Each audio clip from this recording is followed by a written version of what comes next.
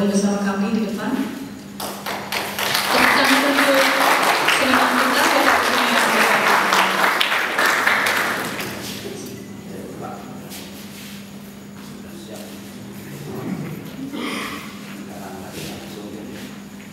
Jauh lagi tentang dunia seni rupa di Bali dan juga di Indonesia.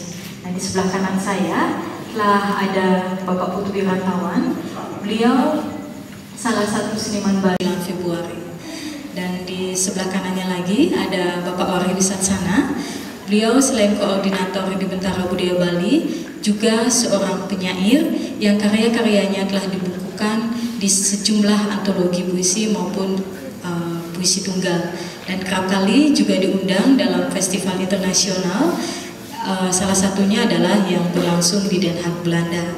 Nanti beliau juga akan mencoba mengulas dan mengkaji dari sudut-sudut tertentu tentang karya-karya Pak Putu Wirantawan, dan nanti akan dipertajam lagi oleh Bapak Jong Kuto, salah satu kritikus dan pengamat seni rupa yang beliau sudah sekian puluh tahun menetap di Indonesia.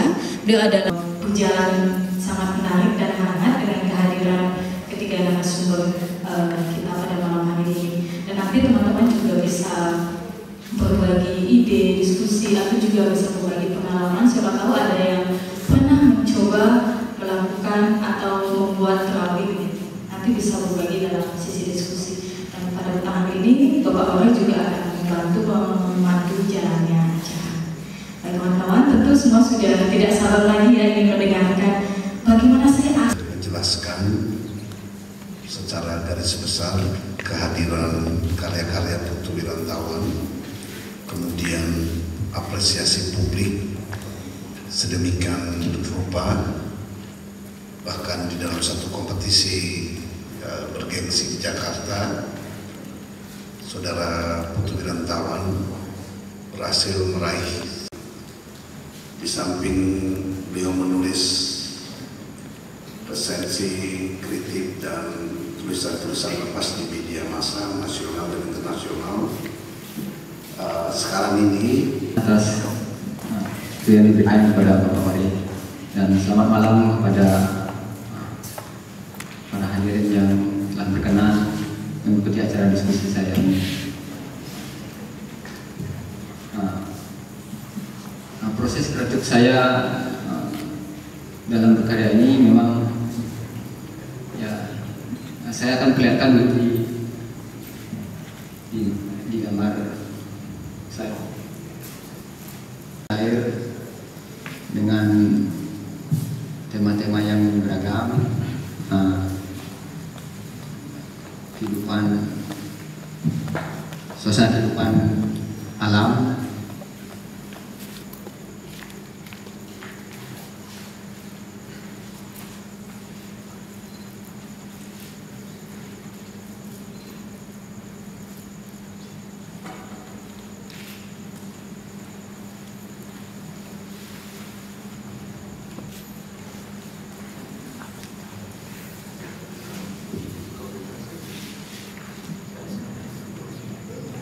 teknik cat air yang saya lukis di Parakritis. Terus ada cat minyak dengan suasana ya, kehidupan masyarakat urban. Ini lebih ke sedikit impresif, abstrak.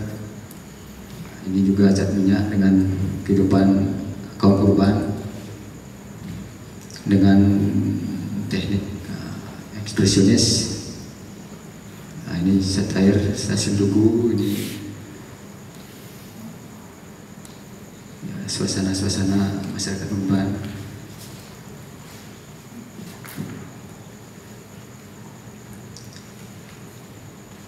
Atraksi, terus dengan saya menampilkan beberapa sketsa di sini.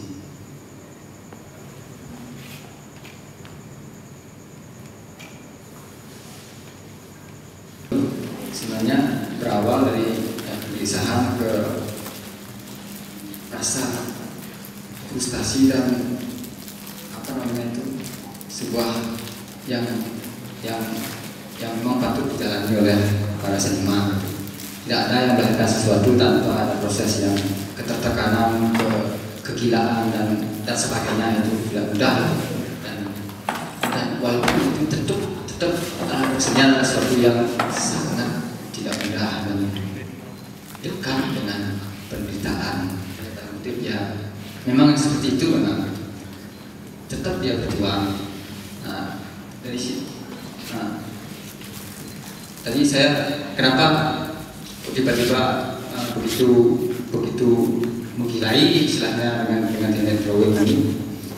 Ya pada dasarnya ya banyak tekanan yang terjadi sebelumnya dengan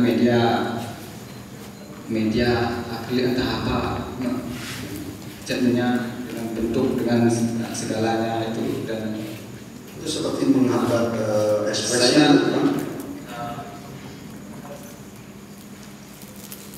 apa istilahnya, ekspresi tidak tersampaikan. Apa yang saya inginkan dalam imajinasi saya itu gagal juga dengan media itu. Justru dengan hal yang seperti ini itu bisa terwakili semua apa yang saya maksud itu.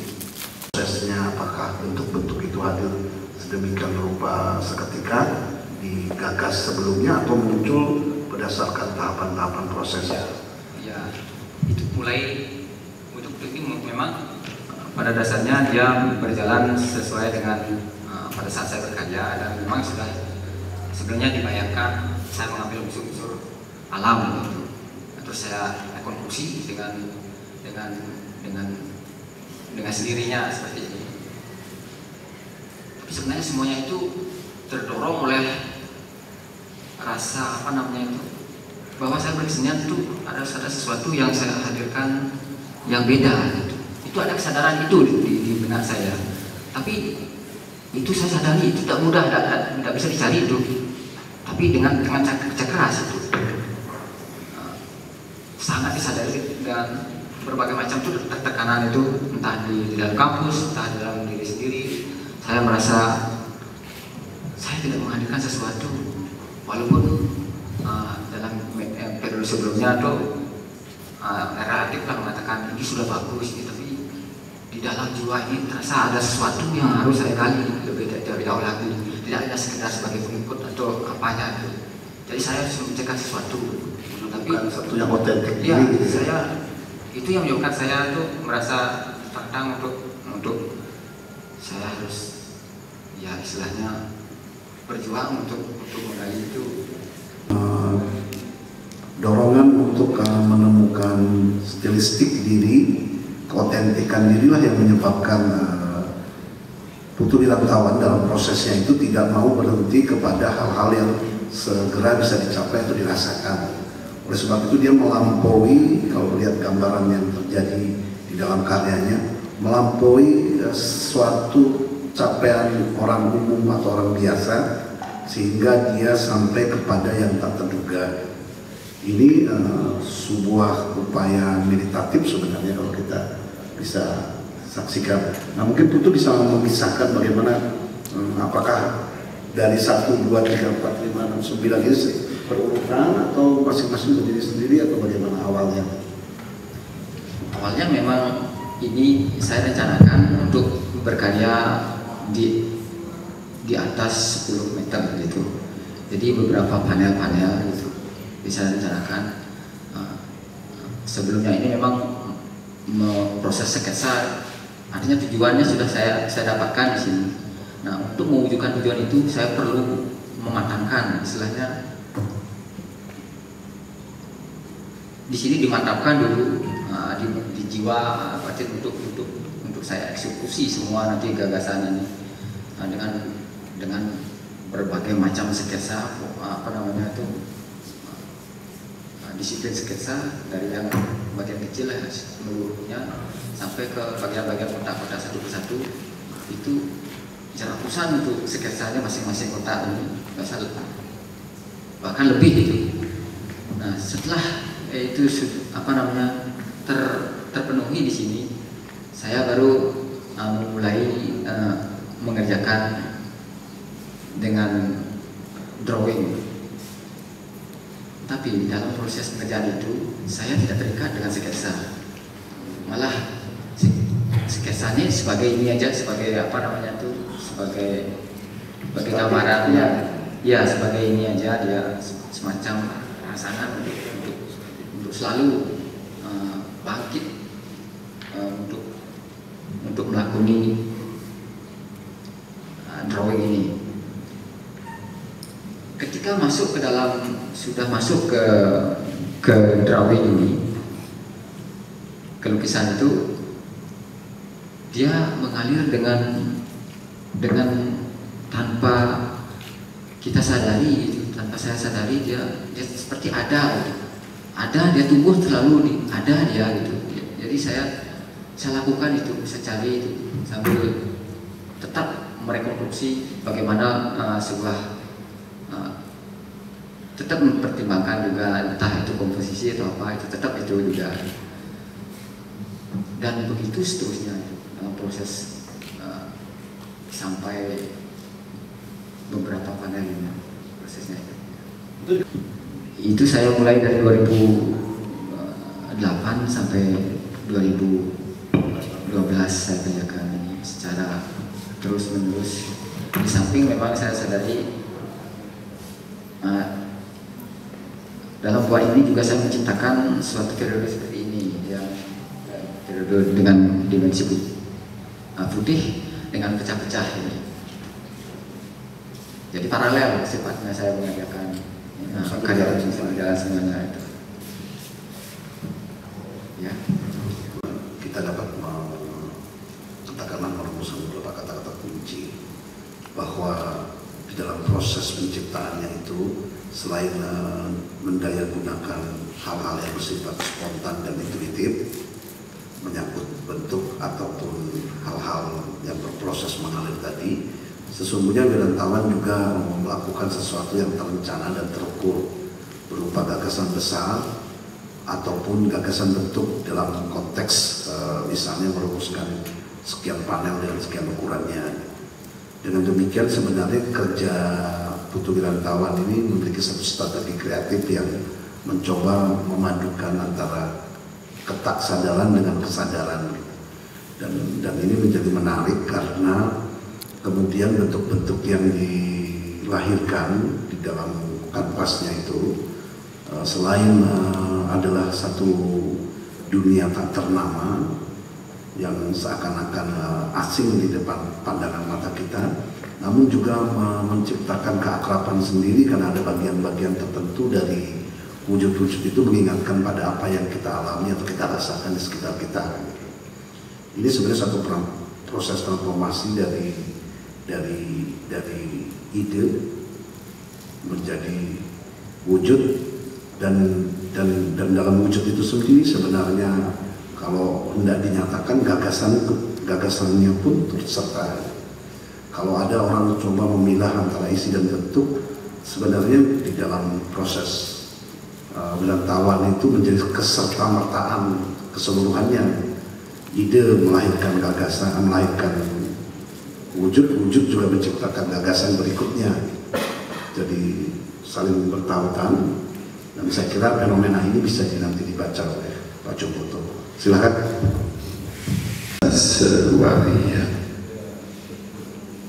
Tadi kita mendapat paparan dari sang kreator, ya, perspektif individu di dalam misterinya, ya, di dalam ketegangan antara yang sadar dan yang tidak sadar.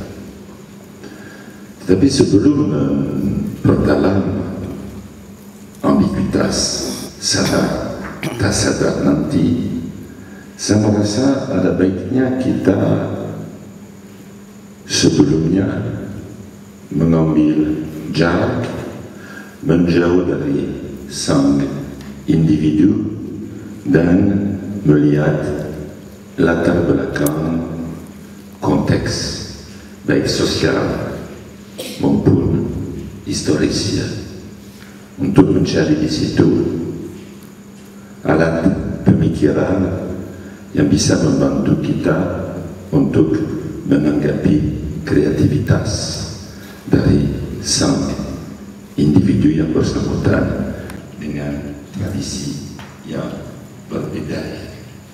Maka harus melakukan satu rekonseptualisasi, satu pemikiran kembali tentang seni rupa agar sesuai dengan perkembangan yang terjadi.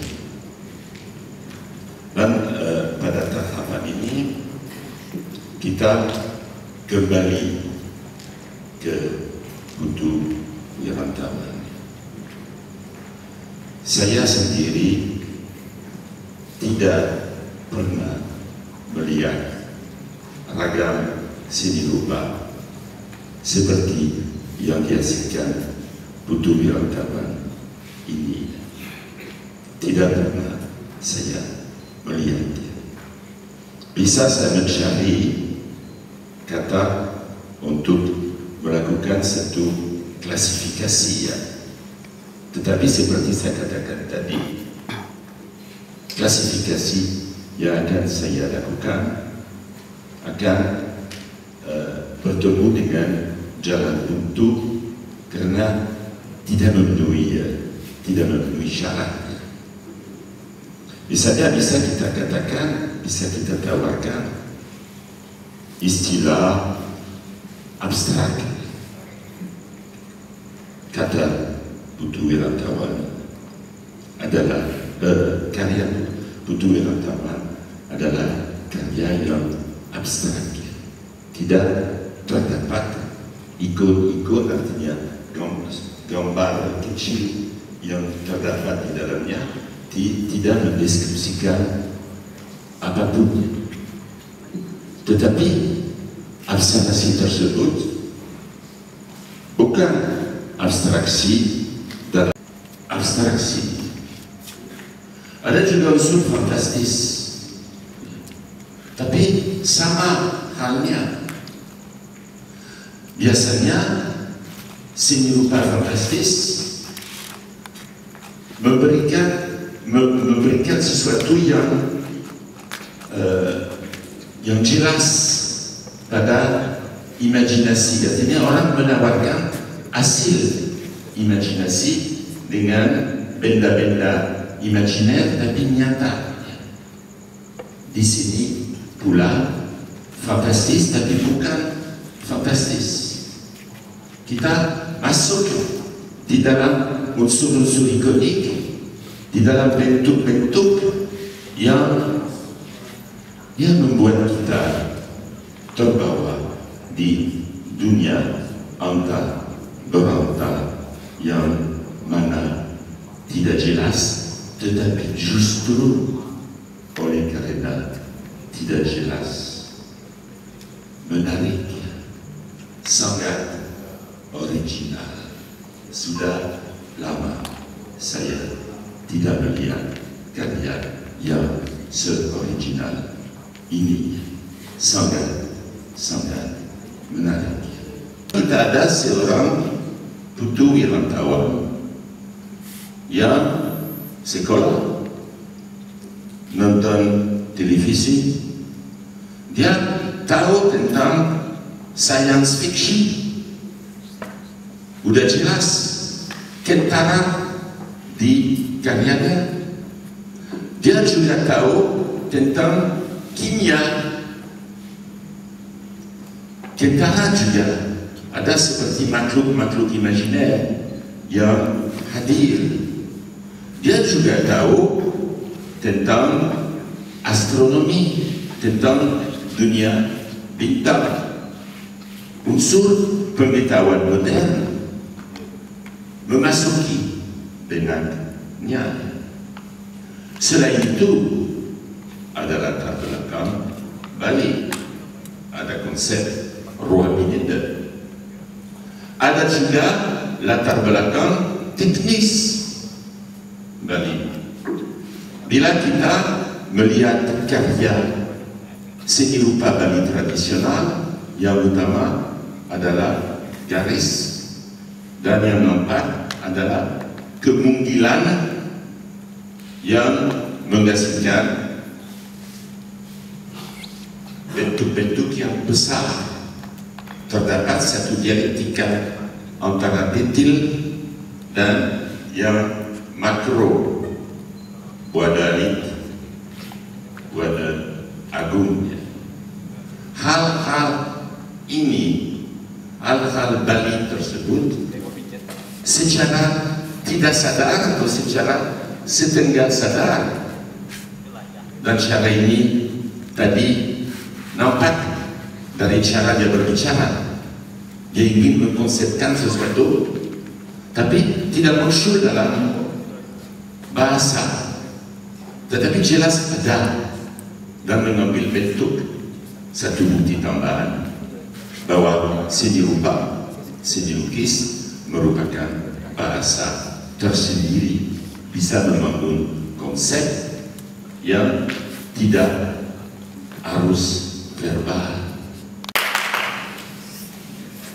Bapak Ibu saudara sekalian, saya kira kita malam ini tercerahkan ya, bukan karena pada dasarnya Pak Jong itu punya kesaktian dan kedalaman gitu ya.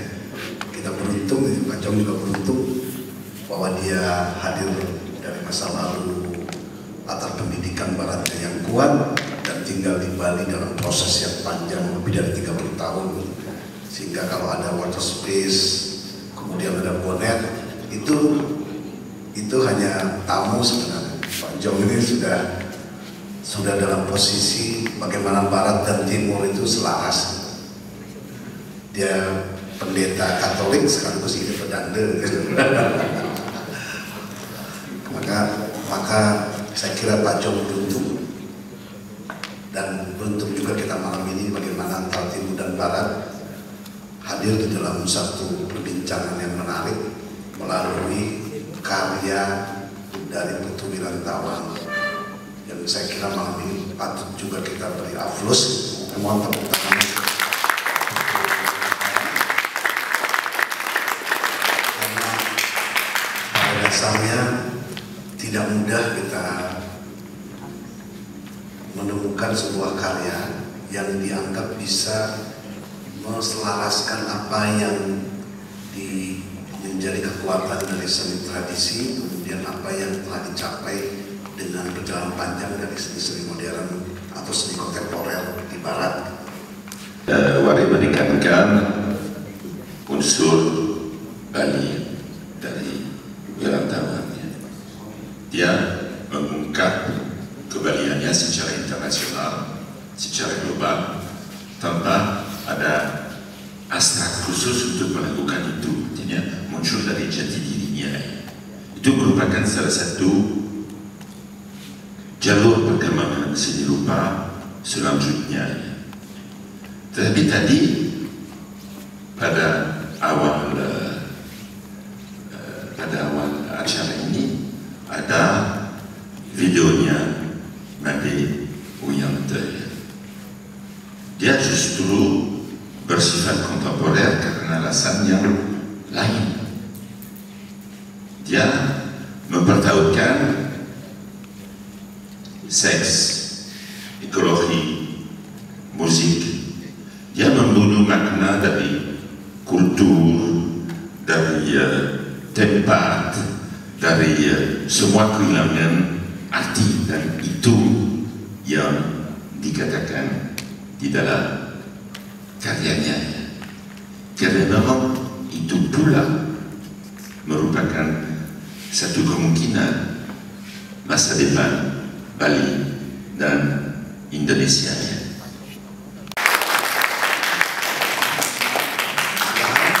Kalau ada penanggap, untuk semua, terima kasih kepada narasumber yang pertama yang saya hormati, kemudian yang kedua dari pihak acara yang mengundang saya sini untuk ikut dalam diskusi. Nama saya Febri dari Desa Singaraja. Pertama, kepada Bapak Putu Wirantawan, saya ingin menanyakan satu hal, pertanyaan yang simpel, Pak. apakah pada saat Bapak Putu melukis lukisan di dalam gedung ini, apakah ada visi Bapak di studio pribadi Bapak tentang kematian Pak di dalam lukisan ini? Terima kasih Pak. Sekian. Ini perkenalan tidak langsung Putu Wirantawan yang jujur saya sangat kagumi sejak pertama kali saya melihat karyanya untuk Miracle. Sesungguhnya saya melihat kata-kata untuk membahasakan karya Putu Wirantawan karena jujur saja saya masih sangat terpesona, susah untuk berkata-kata ya. Saya kira Putu Wirantawan menjawab banyak hal yang menjadi pertanyaan para seniman di belakangan tentang bagaimana mencoba menghadirkan kelokalan, bagaimana menjadikannya lebih bernilai universal, bagaimana ada kontrol, bagaimana ada intensitas, bagaimana ada kesungguhan, ada keseriusan, ada totalitas. Sepertinya menurut saya dijawab dengan sangat baik oleh Putu Wirantawan lewat karya-karyanya. Mengagumi yang menciptakan otak untuk Putu Wirantawan.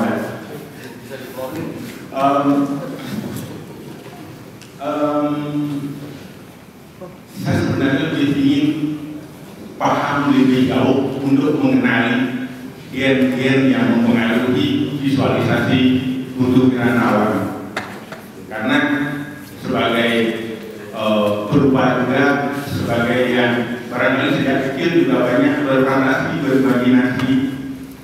Saya sepertinya berasosiasi dari apa yang dihadirkan oleh Putu Wirantawan dan sekarang saya dikonfirmasikan. Begitu. Saya sebagai orang Bali ikut berbangga karena Bali punya perupa seperti Pak Putu Wirantawan. Saya ingin ikut juga apresiasi karya saudara kita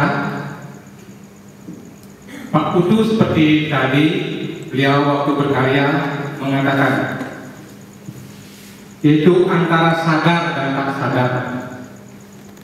Saya melihat perjalanan beliau tadi setelah ditayangkan itu, inilah sebenarnya dalam dunia seni rupa yang sama dalam dunia spiritual, yaitu lahir dua kali, yaitu yang inisiasi istilahnya atau medikse medwijati. Saya contohkan seperti dalam karyanya, kalau kita ikuti lingkaran beliau, kita berjalan dari barat. Tetapi kalau sudah selesai, kita akan datang dari barat lagi. Ini sudah lahir kedua kalinya.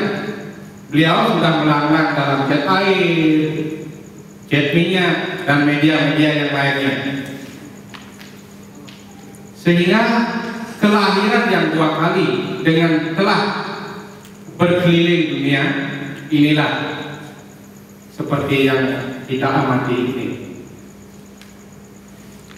Tetapi di balik kerumitan itu, kita juga nikmati, tidak lepas dari khas kebaliannya. Kalau dalam kacamata saya melihat, tetap 3 unsur yang kita pegang di Bali. Kematian, kemudian Sudiarto tadi memberikan pandangan dan apresiasi yang mendalam, termasuk Pak Subrata juga. Di Pak Sudiarto mungkin bisa didiskusikan karena ingin mengetahui pertemuan awal dari Putu Wirantawan dengan rupa atau seni rupa di negara. Siapa tahu ada guru tertentu. Ini penting juga karena pertemuan itu kadang-kadang menghasilkan yang tak terduga, itu justru bermula dari awal. Saya kira itu, nanti mungkin setelah keseluruhan Pak Jong akan menanggapi. Saya persilahkan dulu kepada Putu ya. Febri kematian, saya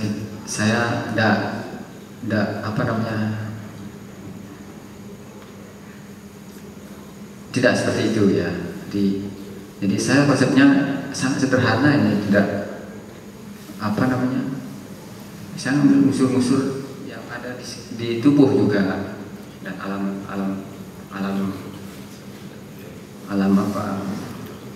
kosmos dan lain-lain. Itu sangat sederhana itu. Ketika semua yang hadir itu sangat dekat dengan kita itu.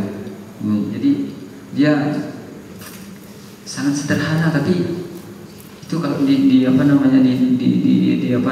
dilakukan itu dia tuh semacam penyadaran juga, ada penyadaran bahwa kita sangat berterima kasih kepada Sang Yang di atas itu, bahwa luar biasa sekali, sesederhana kita bisa menghirup udara, kita ada air, sudah ada, luar biasa gitu. Saya tidak ada apa-apanya. Ingatlah, saya sebagai pelaku aja, ini Tuhan yang anugerah itu saya selalu dan juga apa yang saya lakukan ini, saya sebagai seorang Bali Hindu, saya diimbangi dengan dengan kitab itu, kitab bawaan kita untuk menguatkan di sini itu. Karena ini tidak mudah untuk ini, tidak mudah untuk melahirkan satu karya ini tanpa saya ada pencerahan juga dari sang dari suatu luar biasa itu menjelaskan bahwa ini saya bekerja jangan harus ikhlas gitu istilahnya. Jadi apa yang muncul di sini itu sebagai anugerah dan betul-betul saya kakek itu seorang guru, bukan guru, dia bisa ngorten, kalau di negara itu ngorten gitu, bikin pewayangan, bikin gitu. Saya sering nongkrong di depannya untuk melihat gitu. Terus kakek itu diwariskan kepada bapak saya yang sedang ngorten juga, bikin wayang, cerita-cerita lama, bermacam-macam, terus bundunan yang kiru-kiran. Dan bapak saya terus mengembangkan menjadi mendagi, bikin balisari itu waktu Beranjak. Dan waktu SMP saya ikut mengukir istilahnya, ikut mengukir. Terus ya diajari lah teknik-teknik ketemu dari berbagai macam, dari Ubud, orang Karangasem, dari mana-mana itu dia bikin tradisi kok bagus sekali. Saya ikut, dia belajar itu, mencari ilmunya, mana caranya bikin ini, saya belajar itu. Kemudian bersentuhan kemudian ngambil jurusan modern untuk tradisi dan modern, tapi saya pilih modern itu. Memang ya kayaknya ada unsur istilahnya ya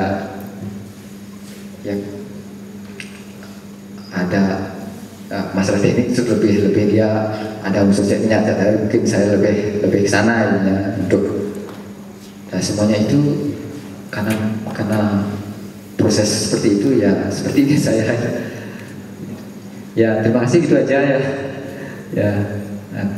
Terus ada antar imajiner itu yang angkasa itu memang alam bawah sadar, dan kita juga di dalam dunia seperti ini kan unsur teknologi itu juga masuk dalam memori itu seperti sesuatu yang terukur, yang tertata rapi itu dia tuh beranyam di sini, mengkolaborasi dengan hal yang purba itu di sini, masuk di sini itu seperti itu. Dan yang paling itu paling besar itu memang dia muncul memang tanpa kisah dipikirkan itu. Kalau dalam melukis itu yang sangat itu sangat di luar dari apa yang saya bayangkan itu. Terima kasih. Subrata mungkin anggapi Subrata yang soal bahwa seluruh yang dilakukan oleh Pak Putu Wirantawan itu merefleksikan nilai-nilai filosofi Bali berupa 3 unsur yang mungkin disadari atau tidak oleh Pak Wirantawan. Bisa di alam bawah sadar seperti yang tadi ya itu bisa aja masuk, tapi tanpa saya tidak konsepkan, tapi dia lahir itu. Tapi kalau saya konsepkan dengan apa namanya, dengan ini tidak akan muncul seperti ini. Saya akan mengalir. Nah itu beriringan dengan mungkin ada kekuatan-kekuatan itu ya, hanya yang di atas yang ini yang akan apa namanya, yang di atas yang punya kekuasaan itu. Tapi di sini saya sangat apa namanya tentang penjabaran titik lengkung itu memang saya mengkombinasikan itu semua itu di dalam garis itu ada titik dan lengkung itu direkonstruksi menjadi suatu karya seperti apa namanya ruang imajinasi seperti ini. Terima kasih. Terima kasih. Mohon aplausnya untuk masalah utama yang dihadapi dalam setiap karya cipta adalah bagaimana kita mengolah dan sekaligus mengelola unsur sadar dan bawah sadar. Kalau bawah sadar mau dihadirkan, justru tidak hadir, jadi mentah. Dan salah satu problem sejatinya dari seni rupa kontemporer justru ialah balikannya. Seni kontemporer, saya meminjam satu istilah yang saya dengar dari seorang wartawati dari New York Times. Dia bilang seperti jurnalisme visual. Fungsinya ialah mengajukan pertanyaan di seputar gender, identitas, masa lalu, sejarah keluarga, seks, bangsa dan kehidupan urban dan sebagainya, sedangkan unsur intuitif tidak dihadirkan. Maka seniman-seniman yang bisa membangun dunia sendiri adalah seniman yang beruntung. Dan wirantawan mempunyai dunia sendiri, dan dunia itu adalah dunia-dunia yang lahir satu di dalam lainnya. Itu yang menarik. Ya kira-kira sekian. Pak Jom, sudah capek? Boleh setengah 10. Mungkin dua lagi ya, satu, ada satu lagi, oke? Perhatian semua dan sejahtera semua. Pertama saya mengucapkan terima kasih kepada Pak John, Pak Sumber, Pak Putu, dan kawan, dan para hadirin semua, dan para seniman juga semua. Saya sebenarnya di sini mengungkapkan perasaan, tapi saya bersyukur. Saya atas nama Iwayan Damo Wiwano dari Grogol Ubud, umur 50 tahun. Dan sekarang saya mengungkapkan rasa hati yang sedalam-dalamnya kepada Pak Putu Wirantawan. Setelah saya masuk di ruang di sini, pertama saya merasakan sesuatu yang namanya santi melihat daripada lukisan Bapak Wirantawan. Satu-satunya saya lihat lukis Bapak yang pertama. Ada ya, ini lukisan yang ada mataharinya, ada candranya, ada bintang, dan ada sesuatu yang lukisan canang sari seperti ringkitannya seperti melengkung, ringkitan yang ada lekukan, bungsungan. Dan saya lihat begini lagi, saya lihat betul ada seperti kuali dan seperti simul, ada keris. Banyak yang saya dapatkan di sana, tapi saya tidak banyak mengungkapkan di sini. Mudah-mudahan pertama kepada Pak John utama. Mulai dulu saya memang sangat mengagumi budaya Bapak dari segi dari segi totalitasnya. Tapi saya sedikit bukannya pertanyaan juga tidak, tapi karena karya yang ditampilkan Putu ini sudah artinya sudah total sekali, sudah klimaks gitu, sehingga kadang setelah kita menikmati karya Putu tidak menyisakan pertanyaan sedikit pun, kita tidak bisa untuk kita merasa tidak terganggu sama sekali untuk apa namanya, untuk mereka-reka seperti ketika kita menonton film, artinya cerita itu sudah selesai sekali, tidak ada pertanyaan lagi gitu. Karena itu mungkin saya bodoh akan dari bodoh. Tengah-tengah beri aku puncak untuk berpijak. Artinya sepanjang hayat masih dikandung badan, memang akhirnya publik berharap Putu Wirantawan melahirkan sesuatu yang lain lagi. Setelah ini apa? Kira-kira Galung itu kan pertanyaan tersuratnya seperti itu. Sekarang ke Gun nih, silakan Gun. Yang lama saya tidak pahami, jadi ada sesuatu yang berbeda dimensinya dan rasanya gitu. Jadi ketika kita berdiskusi penuh hujatan, penuh persepsi, penuh sandingan, gitu, kita menjadi begitu harus bersepakat bahwa ada dimensi-dimensi atau praktek kemanusiaan yang menjadikan kita ada di antara solidaritas, ada di antara kepatutan untuk saling menerima itu sebagai keabsahan human. Saya memahami Putu Wirantawan ini sebagai human praktik, jadi praktek kemanusiaan. Benar kata Pak Jong sama Mas Warid tadi bahwa terlampau praktek seni rupa kontemporer itu mengamini akrobatik visual. Jadi acap kali kita menitik beratkan pada praktek seni adalah proses internalisasi eksternal. Jadi praktek bagaimana seorang individu berupa mencipta ulang, merespon yang berada di luar kondisi-kondisinya.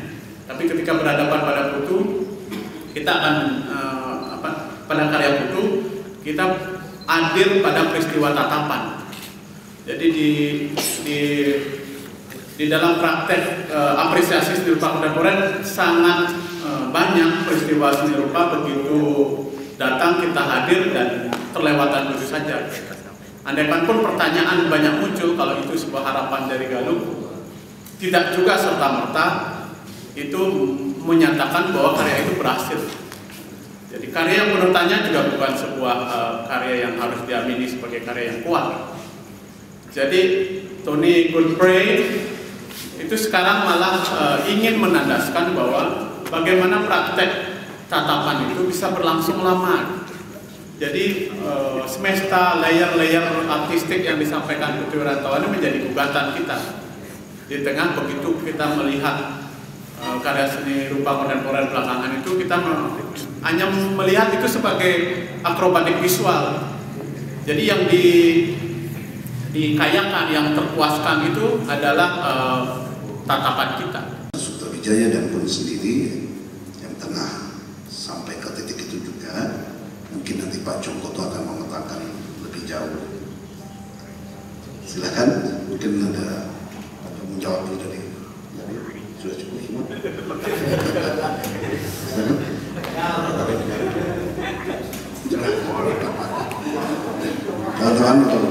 Teman-teman sudah sekalian, ya kita memang mencerahkan, saya kira, karena meninggalkan apa? Oh, mau nanya, sekarang oke, baik. Sama nama Wirantawan. Bapak waktu kecil apa sudah bisa melukis? Mengapa memilih tema gambar seperti ini? Terima kasih. Kalau ini dijawab. Ya memang dari kecil saya memang dilahirkan senang melukis, senang pokoknya. Kenapa dengan tema seperti ini? Ya sederhana aja, saya mengalami proses dari yang figur sampai yang entah yang abstraksi itu. Ya seperti yang tadi bilang tuh, ada rasa itu tidak terpuaskan batin. Ada sesuatu yang lebih dari itu, saya pikir gitu. Jadi saya mengembara di sini, mengembara untuk mewujudkan itu. Akhirnya terciptalah tata ruang yang imajiner seperti ini gitu. Nah, ini dengan seperti ini saya merasa bebas lepas gitu. Bapak Ibu saudara sekalian, karena waktu sudah menunjukkan cukup larut, sebenarnya masih banyak hal yang kita bisa kembangkan, kita bisa bertajam, kita bisa ulas lebih jauh untuk memperoleh banyak hal. Saya yang nanti tentu akan menjadi bekal kita juga untuk diskusi mendatang. Tapi yang menarik saya kira dari apa yang kita diskusikan malam ini, termasuk terrefleksi dari karya-karya Putu Wirantawan, adalah diperlukan satu intensitas, satu totalitas, satu kesadaran yang tinggi dan dalam untuk menghadapi perubahan yang sedemikian rupa dari situasi kekinian kita. Kita tadi sampai kepada satu pemahaman bersama bahwa karya Putu Wirantawan itu melampaui klasifikasi. Melampaui klasifikasi tentu saja dengan pergulatan yang panjang itu menunjukkan bahwa Bali dengan modal budayanya yang luar biasa, jika penuh kesadaran menghargai kemungkinan pergaulan internasional dan pergaulan nasionalnya, memiliki peluang untuk bukan hanya katakanlah menerima warisan adiluhung dari seni-seni tradisi, tapi juga mewarisi hal-hal yang tak terduga dari pertemuan seni ataupun pergaulan sosial kita selama ini, sehingga pertentangan antara seni tradisi dan modern bisa terlampaui. Pertentangan antara sesuatu yang lokal, nasional, dan global bisa kita lampaui, justru karena kita lahir sebagai manusia yang seutuhnya mengekspresikan zamannya. Dan para maestro kita tempo dulu, baik Cokot, Lempat, itu lahir dengan kesadaran dan intensitas serta totalitas yang hari ini terbuktikan terwarisi oleh Putu Wirantawan. Dengan kesadaran macam itulah saya kira ke depan kita meyakini, sebagaimana tadi Kun menyatakan, bahwa karya-karya kontemporer kita dari Bali juga akan hadir dengan cara Bali, sementara karya-karya tradisi kita akan terus hidup dengan kekiniannya karena terus berproses, dan itulah yang akan menjadi modal kita menghadapi perubahan zaman yang tak terduga ini. Diskusi ini kami tutup, tentu saja dengan harapan kita akan bertemu lagi di diskusi-diskusi berikutnya. Mohon tepuk tangan untuk Putu Wirantawan. Pak Congkoto. Terima kasih. Om Santi Santi Santi Om.